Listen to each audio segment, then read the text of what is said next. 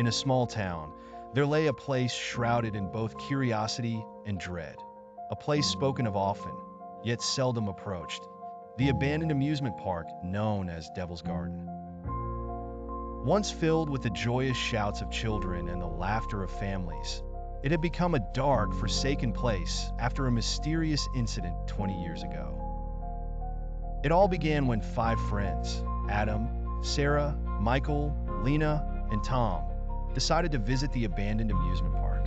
On a dark winter night, driven by insatiable curiosity, they ventured forth to unearth the truth behind the tales of nighttime ruckus, ghostly laughter, and wandering lights.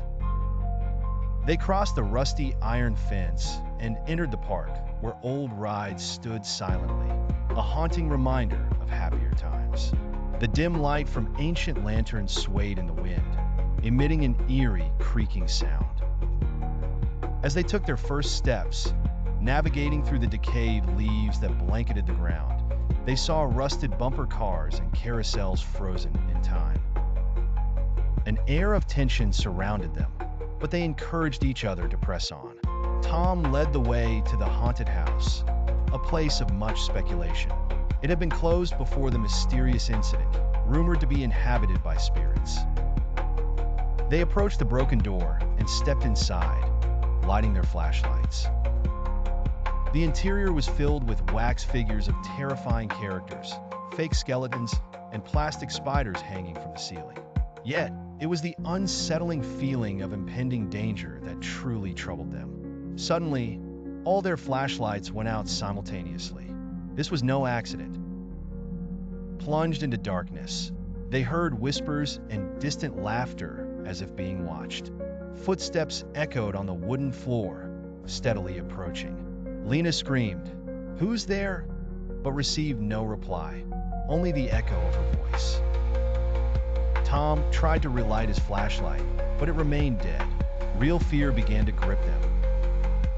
At that moment, dim red lights inside the haunted house flickered on. Under this eerie glow, the wax figures began to move slowly, their twisted, grotesque smiles appearing more lifelike than ever. Sarah felt a cold hand on her shoulder.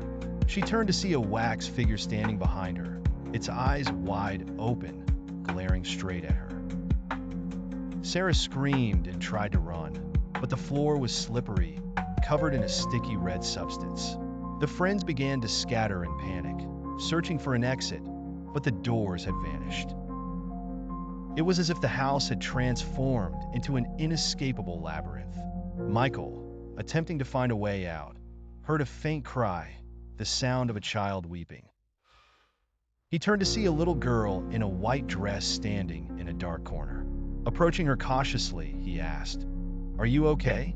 She lifted her head, revealing eyes as black as night, and smiled a wide, malevolent grin, exposing razor-sharp teeth.